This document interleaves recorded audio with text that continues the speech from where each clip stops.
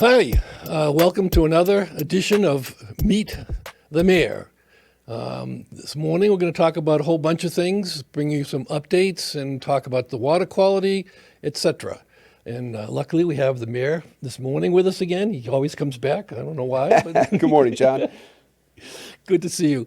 Why don't we start with some updates of things we've talked about in the past. The first one would be Herrick Park. Herrick Park, yeah. And I got a whole bunch of things there. But the first one is about there was a lawsuit. Correct. Why don't you tell us about the background of that and how that's turned out? So we've been developing plans for the park, and there's different phases of the plan. The original when the other administration had started this process, they had different phases of the park, and then when we took over in 2020, we revamped some of the plan. So we only really have a phase one plan, and we haven't even begun to get in phase two or three if there is a third.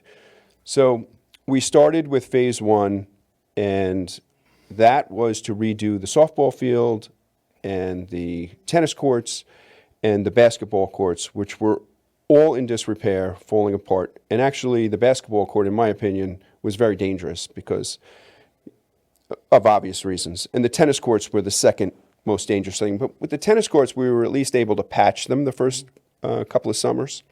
And now we started the process of taking it all out in the spring. And one of the neighbors filed a lawsuit against us because we were going to stripe one of the courts, the tennis courts, for dual use with pickleball. Mm-hmm. And as you know, pickleball is a big deal these days with the noise. Mm-hmm. So I actually met with the owner at his home, the neighbor, and I addressed his concerns and told him we would not stripe the court as a pickleball court. 2 days later, it was like we never had a conversation, and he filed a lawsuit against us. So that lawsuit went through this process, and the judge threw it out. So it was just another waste of time. So you'd said to them, we're not going to do the pickleball court. We were taking what the neighbors had to say. And you listened to them. And we listened to them, and we did not stripe. That goes under the heading of no good deed goes unpunished. Yeah, exactly. So I think we're going to face more and more challenges as we move forward with this neighbor, unfortunately. But we're prepared to do all that. We do everything the way we're supposed to do it, and the judge agreed with us the way we followed the legal process. So we were very happy that the judge realized that this was nothing more than just tossed it. Yeah, and tossed it out. So the other thing that we talked about last time was there was a rule that if you had more than one person, you had to get a permit to go to the thing. And we discussed last time that was, yes, it needs a permit for certain things. Keep going a bit. You look great. Right. There you go. Careful, will you? Don't hurt this. Live TV, baby. Anyway, and that since then there have been some rule changes. Want to tell us about that? Yeah. So what happened is we have acquired more acreage to expand the park, which were the Dayton properties that were bought with CPF money, which Doug Dayton, who's a former mayor, actually has these beautiful specimen trees all over the property that he grew. And that's part of the beauty of that part of the park. Mm-hmm. So what I envision is we have the entire park, and then we have the Doug Dayton area with the specimen trees that will never be touched. Mm-hmm. So we wanted to redo our village code on this because the village code only include the Herrick Park. Mm-hmm. So there are no real rules on the other parts of the properties that we've acquired. Uh-huh. So we wanted to incorporate all of that into Herrick Park. And then we can call it different sections, if you will, that are dedicated to different people, just like the basketball courts that we're going to replace now that this lawsuit has been tossed. Our next focus is replacing the Roy Mabry basketball courts. He was a young man, unfortunately lost his life early on. And those courts were dedicated by the public and the village back in the early 80s, I believe it was. Don't quote me on the dates. And those courts then fell into disrepair. and they were redone at another point by the village. And now, fast forward to 2020, we take over, and those basketball courts are again have fallen into disrepair. So historically, the village doesn't do a good job with maintenance, keeping up on, and I know we've talked about this in other shows. When we took over, we have 101 Main Street, which was the home of the East Hampton Historical Society. Right, It's right. basically condemned right now because it's so unsafe. There's been no money put into that building in probably 30 years. So that's another big project that we have. And we did find a new home for the Historical Society. They're moving in soon, hopefully, to the new Domini Museum on North Main Street. That'll be their new home, which Steve Long, who's the director of the Historical Society, is very excited about that because So they're that's gonna- the original site. So they're going to move to the Domini, and that building will be, That building will be open now, and it'll let us get in there and get some pricing and hopefully repair it. right, right now they have, the program is some of the furniture and stuff that was built at the Domini. And Right. So that's pretty But exciting. that museum is actually on the footprint that it was when, way back when. yeah. So it's pretty exciting. That's great, that's. So, I mean, it's not the greatest spot right now for a museum, in my opinion, because it's a very commercial area. It's by the Right. parking lot, the IGA. Right, So, right. but it is historically correct, so, Good. which is kind of fun. That's terrific. So you're going to move the basketball court. What about, We're going to replace the basketball court. And that's another thing. You know, we moved it. It was right next to Mr. Bebon's home, which is the person who filed the lawsuit Correct. against us. The basketball court was right next to his property. And it actually, the basketball court incorporated the sidewalk which walks between the long-term lot and the Rudishan parking lot, right. which was kind of silly because if people were playing basketball, the sidewalk went right through the court. So we're now, since we took that out, there's really no room to put it back there. So we're going to relocate it in a different part of the park, which we haven't identified yet. I see. But that's the plan. That's right. And the foundation has been a big help. And hopefully they're going to have the money for us to replace those courts. That's terrific. Now, but you did change the rule, I think, if I'm not mistaken, that you no longer have to get a permit if you're just a couple of people Yeah, come you know, and play. we looked at that, and I don't quite understand why that law was even in place. The law is, it required to have a permit to use any of the facilities in Herrick Park, which if you go to the facilities, it's defined as the basketball court and 2 or more people were required to get a permit. So when we rewrote this law, we included the sidewalks as facilities. So technically, in order to walk on the sidewalk with 2 people, you would need a permit. You know, and of course, the East Hampton Star took that to the extreme. Right. So we have rewritten the law, and I thank David for pointing that out because it was a very important part of the law. We wouldn't want people getting summonses for, For walking down the sidewalk. And I'm, Yeah, I'm sure that- we'd have several policemen at either end, to be Yes, sure. yes. So, so we have rewritten that, and we're going to be looking at that law today, actually, on our board, at our board meeting. Okay. All right, So, so come to the park. oh, the park is beautiful. It is beautiful. It is beautiful. The tennis courts are just great. The new softball field, which we have the Artist Writers game on August 19th. right. I can't wait for that game. That's the first, this will be the first real game played on our softball field. So we're really excited about that. The entire park looks great. We've had some terrific events. We just had Peter and the Wolf there over the weekend. It's from the Southampton Ballet Company, I believe it is. Yep. And they put on a performance in the park. And we had a great art fair there this weekend. So it's really a happening place right now. We have some new restaurants that have opened. You've got St. Ambrose, you've got Tudo Cafe, and now we have a new one opening. The same owners of Que Pasa from Sag Harbor have moved a restaurant into the village. We have 3 ice cream stores. I mean, over the last 3 years, I mean, the village has we've really turned this entire business model around, which is really what we wanted to have done. No, you can see it happening. It's beautiful. I get compliments every day when I. The ice cream store is gorgeous. And, Yeah.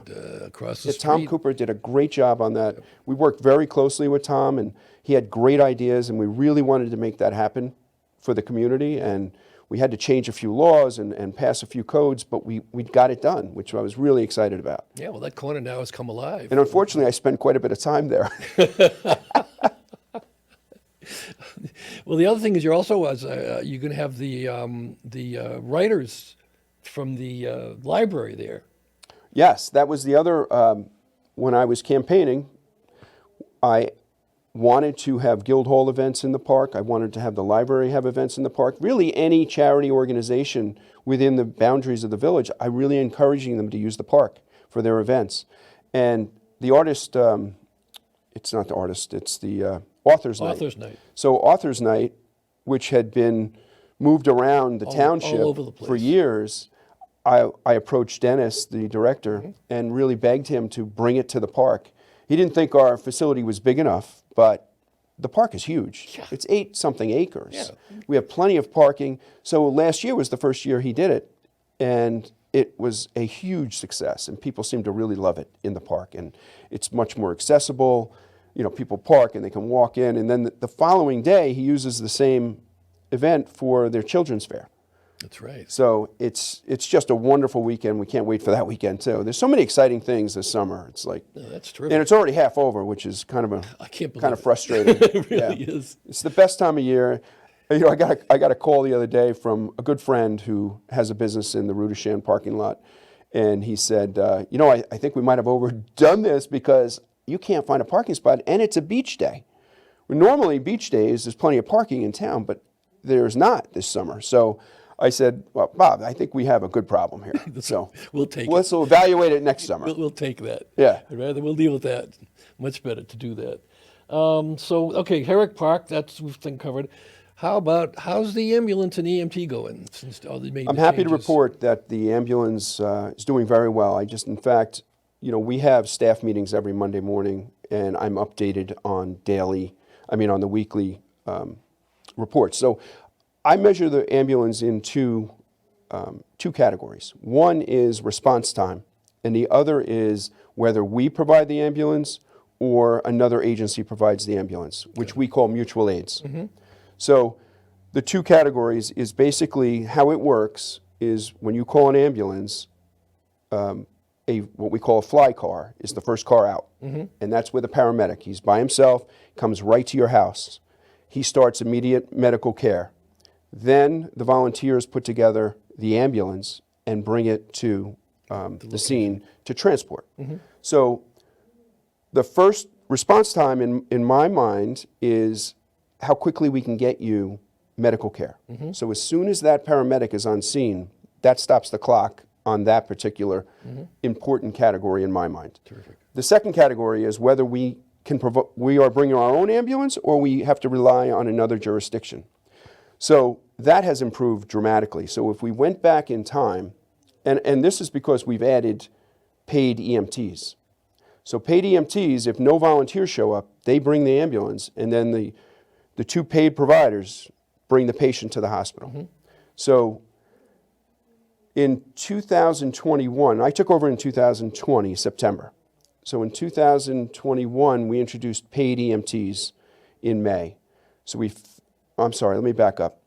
I took over in 2020. In 2021, we did not have paid EMTs. Right. We just had volunteers and paid paramedics. So our response time by the paramedic was still good. You were still getting medical care, but our mutual aids were pretty high.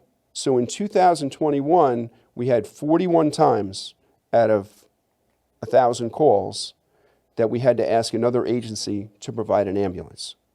So whether that's Springs or Amagansett or Bridgehampton or Sag Harbor, one of those agencies had to bring their ambulance to our village or protected area Right. to bring the patient to the hospital. Right.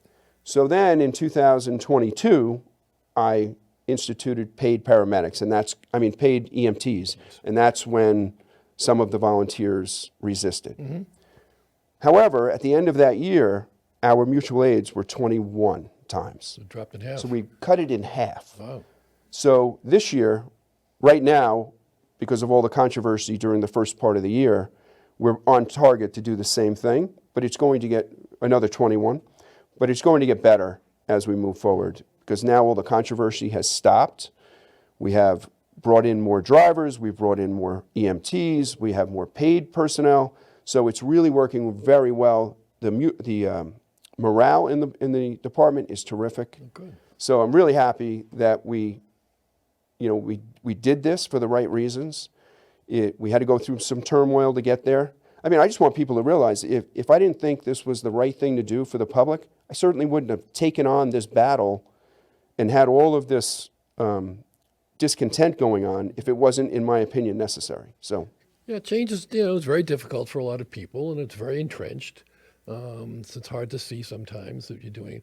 But your response times are good, and you're using more of your own ambulances as we Correct. go forward. So you don't need to call somebody else, which will also raise the times, or Exactly. decrease the times, rather. well, it's funny because if you looked at this from a police perspective or even the fire department perspective, if we weren't getting fire trucks to your home and we had to go to another agency, I think people would be pretty upset. Or if we couldn't provide police services, maybe you would get a police car, maybe you would get East Hampton Town would have to respond, or Sag Harbor. I mean, I think that would be unacceptable in people's minds. But for some reason, medical doesn't seem to upset people. Unless you're the victim. Exactly. Unless you're the victim. When I need you, you better be there. Yeah. Yeah, exactly right. Along with that is the behind the pond lane. I understand you're going to put in some speed bumps. Oh, so that is a pilot program that the residents in that neighborhood asked us to try. It's something that's going on right now if you drive into Sagaponack Village, they're almost on every road that Sagaponack Village has. I know. Yeah. And the problem is that all of these roads are being used as bypasses to avoid Montauk Highway. Mm-hmm. And I've said it on the last show, I'm guilty of it too. I try to avoid traffic as much as possible, but the problem is all of these side roads, you have bicyclists, you have joggers, you have baby strollers, and you've got nowhere for the vehicles to drive, and everybody's driving faster than they should be. And again, you can't have police on every road in the town or in the village. Mm-hmm. So it's a dangerous situation. So one of the ways that Sagaponack has taken it is to slow the vehicles down, try to make it an encouragement not to use the back roads, that you can make better time on the main highway even if you're sitting in traffic. Yeah. So they're working that in coordination with radar from the police. So we are trying a pilot program on Highway Beyond the Pond, which is a well-traveled road to the beach. Mm-hmm. And it has a very sharp curve on it. Mm-hmm. And we have a lot of kids on that road because of the Maidstone Club, and there's a lot of camps going on. So and they cross that road all day long. So we've put a series of 3 speed humps on that road. And as of this morning, 2 residents contacted me and said thought it was working very well. Oh, that's terrific. It's costly though. It's costly. That project's cost us $20,000. Wow. So I don't think it's really affordable or obtainable to do that on all the village roads. I mean, I know Sagaponack's doing it, but they are the richest village in the country. But that's a great idea because if you live out here long enough, you learn all the back roads. We do that all the time, I must admit. And as much as I don't like them, I understand that it's a good idea. Yeah.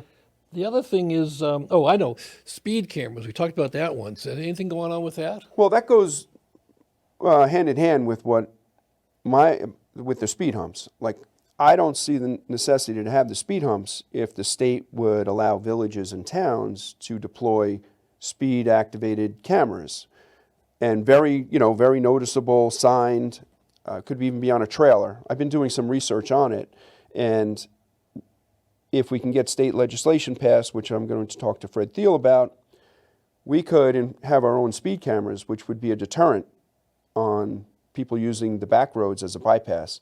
Right off the bat, I would say Dunemere and Further Lane. Mm-hmm. That is used as a huge bypass to bypass East Hampton Village and Amagansett. So, and the speeds are high along there, and it's only a 25-mile-an-hour speed zone, and there's no lanes for bikes or anything. So that would be a perfect location for speed cameras. And you have to remember what happens is, all these traffic devices, these apps you can have on your phone to tell you the fastest way to get places, they know like what's slow and what's not and where the police are. So if we had speed cameras on that road, that would be reported, and probably these speed apps would not push people onto these back roads. Correct. It would keep them on the main road or So what is preventing you from doing it? State law doesn't allow us to do it. So you have to get the state legislature I have to get state to legislation. approve Yes. things in our village. Yes. Yeah, because they, in order for the police to issue summonses, the state regulates all of that. So in order for us to mail speeding tickets to somebody, it would have to be regulated by the state. Oh, I see. And of course, the state will get they get their piece. their share. Yeah, So, sure. Let's talk about water quality. There were stories in all the papers this week about the poor water quality. Of course, everywhere, and it's not something I don't think the village can solve totally. But they did mention a couple of beaches, not anything in the village. So two things. One is, how are the beaches going this summer? Are they clean? Are they safe? yeah, our beaches, we have five beaches. And our beaches, and three of them have lifeguards. The other two do not. Right. And we rake our beaches regularly with this machine. Mm-hmm. It pulls a rake through the sand. It's a big tractor. It pulls a rake through the sand, collects all the garbage that's left behind. And we have a great beach staff. We have a full-time beach manager now that works year-round for us and is always implementing new things. He's implemented new programs on the beach. We have the latest equipment, rescue equipment. We just introduced the drones. Mm-hmm. That have thermal imaging. God forbid there's a swimmer that's lost. These things, and it's dark or anything, they can up and down the beach, and they're launched right from Main Beach. We have operators that had to be trained, so our beach managers are trained to launch these and operate them. So our beaches are safer than they've ever been and cleaner than they've ever been. However, the water quality is more, in our situation, is more of the ponds. You've got Hook Pond and you've got Georgica Pond. Friends of Georgica is an organization that was founded many years ago, and they've done a great job on turning the quality of Georgica Pond around to be much better. Mm-hmm. Hook Pond had the same type of association, but they're no longer in existence. And that's a huge pond. Yeah, it is. And then we have Town Pond. And I'm really happy to report, I don't know if you've seen it, but for the last 5 days, we have a new swan that has moved into Town Yes, Pond. I've seen that. Yes, we're going to pick That's a a name good for her. sign. We're going to pick a name for her very soon. I visit her every morning to make sure she's still there because I don't want her leaving. I know. I went by the other day to check it out, and with my She wife. seems very happy. She does. She So- does. But going back to the water quality, so CPF money, right, the Community Preservation Fund, they have a small portion of money that is allocated towards water quality, and the town manages that.